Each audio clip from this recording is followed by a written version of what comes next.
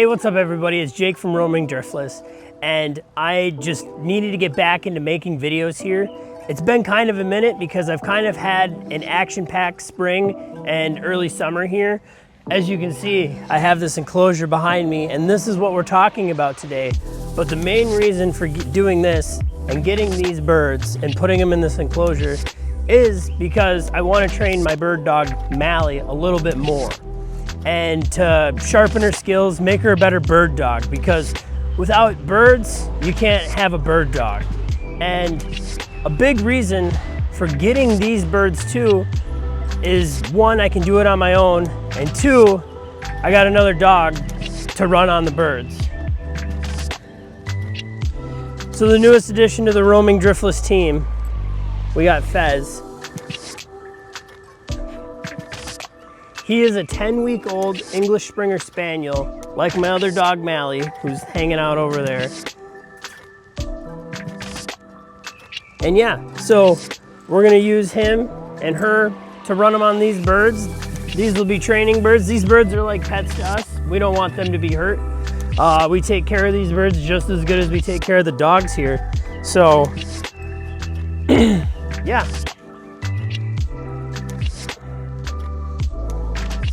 Enough about the dogs, let's start going over the coop. So the big thing with bird hunting and getting out west and hunting pheasants and quail and all this is I wanted to make it as cost effective as possible. He's just running through the I wanted to make it as cost effective as possible. I wanted the setup and the birds to be cheap.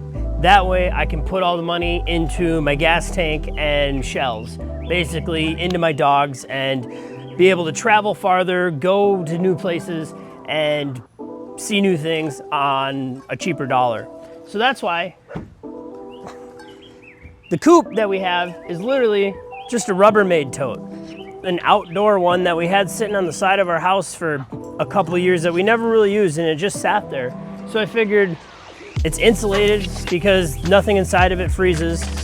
It keeps everything on the inside dry, and it's kind of predator proof with this. Like, nothing can get inside the coop to get to the birds. So I said, why don't I just pick it up off the ground, drill a hole in it, a few holes in it, and let's shove some birds in there. So with this, I think it's about 16, maybe 20 cubic feet. So I could potentially have 10 to 15 birds in here. So we don't have any birds in here right now, but this is what the inside looks like. And we actually have a few eggs, which is really cool. So they must like the coop.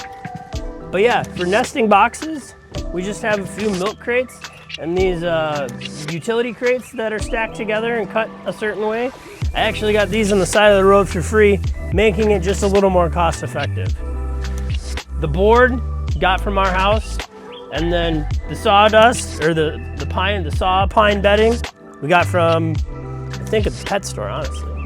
Maybe Menards.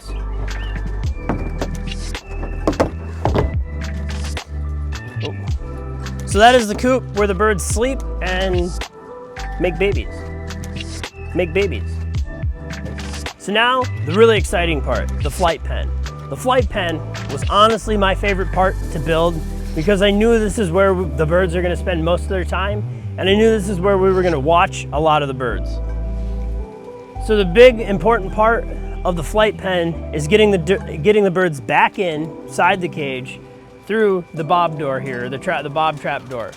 So I just have it put on with some wood and screws, and it goes, and they just land here, go in there nicely. And then I do actually have, it is pretty easy to shut it at night. So that way no raccoons, cats, any other kind of predators can get in there and get to the birds. Top birds, this is LT, we call him LT for Little Tony. He's pinning on his face. Hey, you need to stay down. You can see the bird dog wants the bird.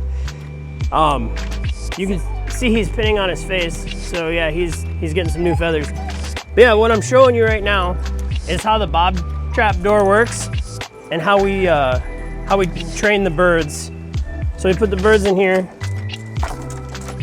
We just let him sit, and eventually he'll work his way in there. And that's how we train the birds on the door. It sounds kind of silly that we had to train the birds to train the dogs, but if the birds don't know how to get back in, then that could be potentially fatal for them. So we want the birds to know where to come to and how to get back in. So yeah, now we're inside the flight pen. So as you can see, I still have another 6 to 8 inches of headroom, probably another foot on that side.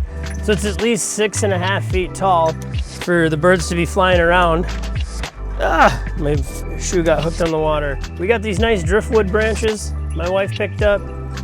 Literally, it's just a little aviary for them to hang out, and this is where they hang out. It's all DIY. My wife and I put it together in like a week. It's chicken wire and a dog fence. And then this was the floor for the dog fence that we turned into the roof for the dog fence. And yeah, we got a little quail that hangs out down there. He's for dog training too. But yeah, so pigeons are super tame. Some of them actually like being held. So